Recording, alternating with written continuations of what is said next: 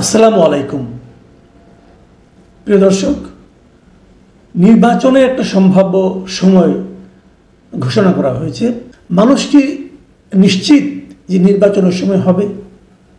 আমার কাছে অনেকেই জিজ্ঞাসা করেন, ভাই নির্বাচন কি তাহলে ফেব্রুয়ারিতে হবে?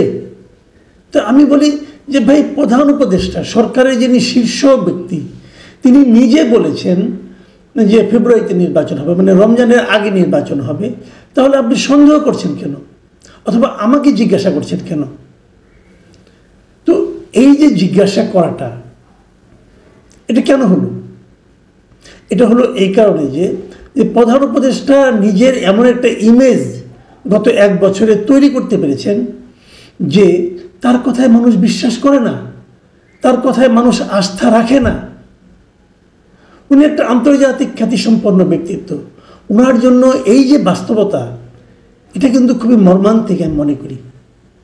এই বয়সে এসে উনি যদি উপলব্ধি করতে পারেন যে মানুষ ওনার কথায় আস্থা রাখে না, এর চেয়ে দুঃখজনক আর কি হতে পারে?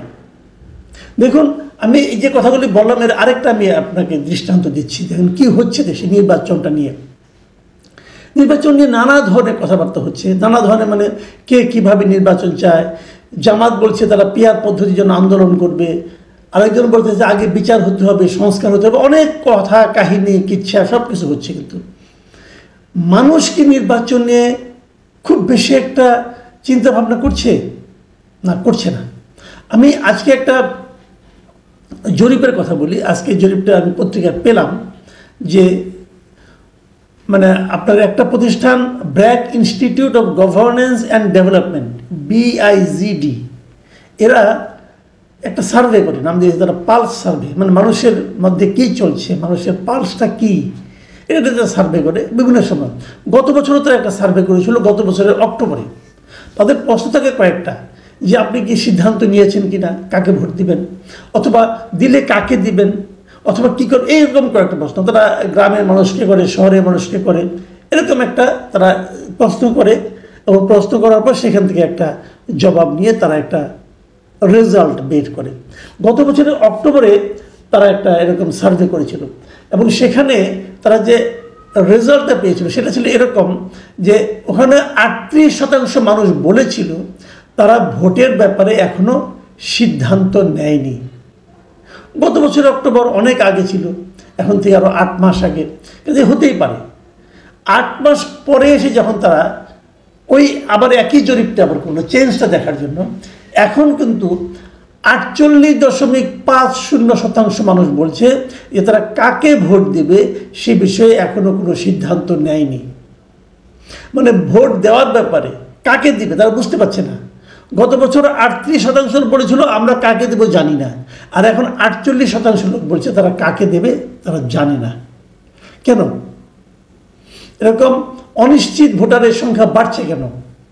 মানে তারা কোনো ব্যাখ্যা দেয়নি, তারা কেবল হিসাবটা দিয়েছে। আমি এটা ব্যাখ্যা করার চেষ্টা করেছি, আমি ভাবার চেষ্টা করেছি যে কেন মানুষ ভোট নিয়ে ভাবছে না এখন পর্যন্ত, কাকে ভোট দিবে সেটা ভাবছে না একটা কারণেই, এই সরকার ভোটের এমন একটা মাঠ তৈরি করেছে যে মাঠে মানুষ জানে না যে তারা ভোট প্রার্থী হিসেবে কাকে পাবে, এখনো জানে না। কারণ জামাত বলছে তারা পিয়ার নিয়ে আন্দোলন করছে, জামাত শেষ মুহূর্তে যদি ভোট বর্জন করতেও পারে। এনসিপিও বলছে বিচার এবং না হলে সংস্কার না হলে তারা নির্বাচন নাও করতে পারে। তারা না করে তাহলে ভোটে থাকবে কে? কাজে এইগুলি তো আলোচনা করতে হবে। আওয়ামী লীগ নাই, আওয়ামী লীগের রাজনৈতিক কর্মকাণ্ড নিষিদ্ধ করা হয়েছে, আওয়ামী লীগ নিষিদ্ধ করা হয় নাই, রাজনৈতিক কর্মকাণ্ড নিষিদ্ধ করা হয়েছে। মানে ভাবখানে এরকম যে তোমার খাওয়া আমি বন্ধ করলাম না, কিন্তু তুমি মুখ দিয়ে কিছু ঢুকাইতে পারবা না। বিষয়টা খেয়াল করেন, তো মুখ দিয়ে না ঢুকেলে আপনি খাবেন কোন দিক দিয়ে ভাই?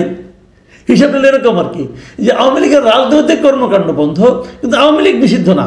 তাহলে আওয়ামী লীগের যদি রাজনৈতিক কর্মকাণ্ড বন্ধ হয়, নির্বাচন থেকে রাজনৈতিক কর্মকাণ্ড, তার মানে আওয়ামী লীগ নির্বাচন করতে পারবে না, নৌকা মার্কা ব্যালট পেপারে থাকবে না। তাহলে মানুষ তো সিদ্ধান্ত নিতে থাকবেই। মানুষ তো ভাবতে শুরু করেছে, যদি নৌকা থাকতো তাহলে আমি বলতে পারতাম নৌকায় দেবো না ধানের শীষে দেবো। যদি নৌকা না থাকে, অথবা থাকবে কিনা জানি না, তাহলে আমি কাকে ভোট দেবো? এটা তো একটা বড় সিদ্ধান্তহীনতা, তাই নয় কি? দেখুন, আমরা কিন্তু গত 2024-এর জানুয়ারিতে যে নির্বাচনটা হয়েছিল, আওয়ামী লীগ করেছিল, ওটাকে আমরা বলেছিলাম কি আমি এবং দামি নির্বাচন। কেন বলেছিলাম? এবং আমি এই মাসুদ কামাল আমি নিজেই বারবার বলেছিলাম, ওই নির্বাচনের আগেও বলেছিলাম যে সরকার এমন একটা নির্বাচন করছে যে নির্বাচনে ভোটার যখন ভোট দিতে যাবে তখন হয়তো ভোটার মানে ব্যালট পেপার অনেক বড় হবে, কোনো সন্দেহ নাই। সেই ব্যালট পেপারে হয়তো 4 জন 5 জন 10 জন পর্যন্ত প্রার্থী থাকতে পারে, কোনো সমস্যা নাই। কিন্তু সমস্যা হলো একটাই, আপনি যেখানেই ভোট দিবেন ওইটাই হবে আওয়ামী লীগের ভোট, যেখানে ভোট দিবেন, কারণ সবই তো আওয়ামী লীগের ক্যান্ডিডেট। তার মানে যারা বিএনপি করেন, যারা ধানের শীষে সবসময় ভোট দেন, অথবা যারা দাঁড়িপাল্লায় যা সবসময় ভোট দেন, তাদের জন্য কিন্তু কোনো অপশন থাকে না। তারা কিন্তু বলতে পারে না যে আমি তাহলে কোথায় ভোট দেবো, আমার জন্য আপনারা কী রাখলেন, এত বড় একটা ব্যালট পেপার বানিয়েছেন, এখানে আমি কোথায়, আমার যে চাহিদা, আমার যে আমি যাকে ভোট দিতে চাই সেই লোকটা কোথায়, অথবা সেই লোকটা সেই মার্কাটা কোথায়, নাই তো। এই জন্যই ওই নির্বাচন গ্রহণযোগ্য নয়। ওটাকে আমি নির্বাচন এই জন্যই বলি না, কারণ আপনার তো নির্বাচন করার কোনো অপশন নাই। এবার যে নির্বাচনটা হচ্ছে সেই নির্বাচনে কিন্তু একই কথা কেন, যদি আওয়ামী লীগ ইলেকশন করতে না পারে, যদি ব্যালট পেপারে নৌকা মার্কাটাই না থাকে, তাহলে আওয়ামী লীগ কিছু ভোটার আছে না। দেখুন, আমি এটা বারবার একটা হিসাব দিই, অনেক সময় দিয়েছিলাম, যে আওয়ামী লীগ যেবার সবচেয়ে খারাপ করে, সেবারও আওয়ামী লীগ 2.25 কোটি ভোট পায়। যেমন আমি উদাহরণ দিয়ে বলি আপনাদেরকে, 2001 সালে আওয়ামী লীগ সবচেয়ে খারাপ নির্বাচন করেছে, মানে ভোট পেয়েছে। সেইবার কিন্তু আওয়ামী লীগ 2,28,00,000 ভোট পেয়েছিল। তো আপনি কী বলবেন এটা? তো এই ভোটগুলি এরা আওয়ামী লীগ ভালো করুক মন্দ করুক, তারা নৌকা মার্কায় ভোট দেয়। এরা অন্য কোথাও দেবে না ভোট ভাই, আপনি যতই হাতে পায়ে ধরেন দিবে না তারা। ধরলাম আওয়ামী লীগের 15 বছরের দুঃশাসনে এরা খুব বিরক্ত, এদের অনেকেই বিরক্ত হয়ে গেছে, তারা বলছে আমি আর আওয়ামী লীগকে চাই না। এটা কিন্তু শুরুর দিকে 2024-এর অগাস্ট সেপ্টেম্বর থেকে আওয়ামী লীগের উপর অনেক বিরক্তি ছিল, কিন্তু এই সরকারের যে কর্মকাণ্ড যা শুরু হয়েছে, এতে কিন্তু আওয়ামী লীগের প্রতি মানুষের বিরক্তির সংখ্যা কিন্তু ধীরে ধীরে কমতেছে। যাই হোক, ওই আলোচনা নাই বা গেলাম। এই যে বিরক্তি, মানে আওয়ামী লীগে যারা ভোট দেয়, তো তারাও যে আওয়ামী লীগের প্রতি বিরক্তি, যে বিরক্তিটিকে আমি হিসাবে রাখি, তাহলে আওয়ামী লীগের কিছু ভোট কমেছে, কত কমেছে। আবার দেখুন, এর মধ্যে কিন্তু জনসংখ্যাও বেড়েছে, ভোটার সংখ্যাও বেড়েছে। তার মানে হরে ধরে যে কিন্তু হয়তো কাছাকাছি থাকবে। বাট আমি ধরলাম আপনাদের কথা অনুযায়ী আওয়ামী লীগ খারাপ দল, আওয়ামী লীগ অনেক লোককে হত্যা করেছে, আওয়ামী লীগের নেতাগুলি খারাপ, সব ধরলাম। তারপরেও আপনি দেখবেন মিনিমাম 1 থেকে 1.5 কোটি লোক যারা জীবনে কোনো দিন নৌকা মার্কা ছাড়া অন্য কোনো মার্কায় ভোট দেয় নাই, তাদের এই জীবনে দেয় নাই, এবং তারা বাকি জীবনে ভোট দেবে বলে আমার মনে হয় না। এরা নৌকা মার্কারই ভোটার। তো তারা যদি নৌকা না দেখে তারা হয়তো ভোটই দেবে না, এমনও হতে পারে। কিন্তু তো সেক্ষেত্রে এই ভোটারদের জন্য আপনি বিকল্প কি রাখলেন?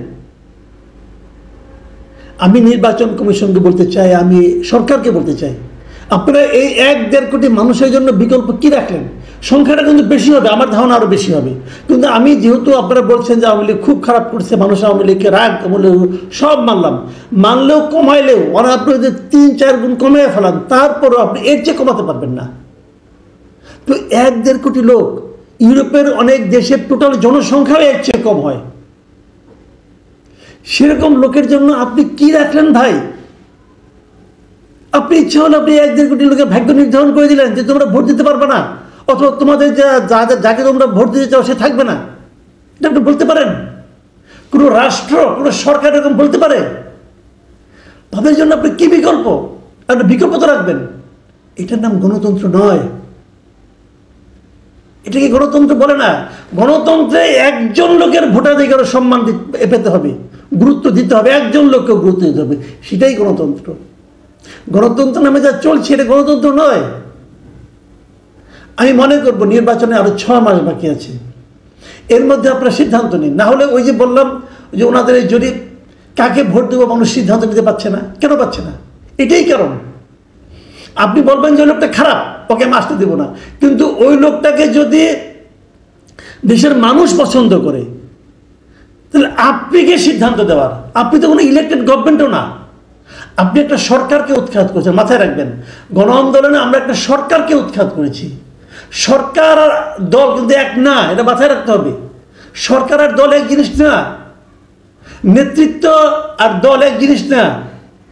ভুল নেতৃত্বের কারণে কিন্তু দল পরাজিত হয়, ভুল নেতৃত্বের কারণে দল ক্ষতিগ্রস্ত হয়। তো আপনি নেতৃত্বের বিরুদ্ধে বিচার ব্যবস্থা করেন, দলকে কেন করবেন?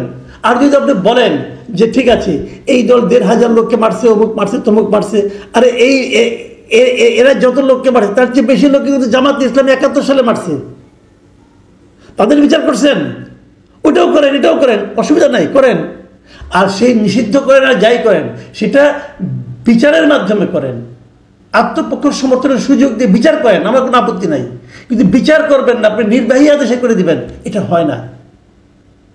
যাই হোক, আমি আশা করব আগামী নির্বাচনে এই যে আমরা দেখলাম যে ৪৮.৫% মানুষ সিদ্ধান্ত নিতে পারছে না কাকে ভোট দিবে, এটা আমি মনে করি নির্বাচনের জন্য কোনো ভালো বার্তা বয়ে আনে না।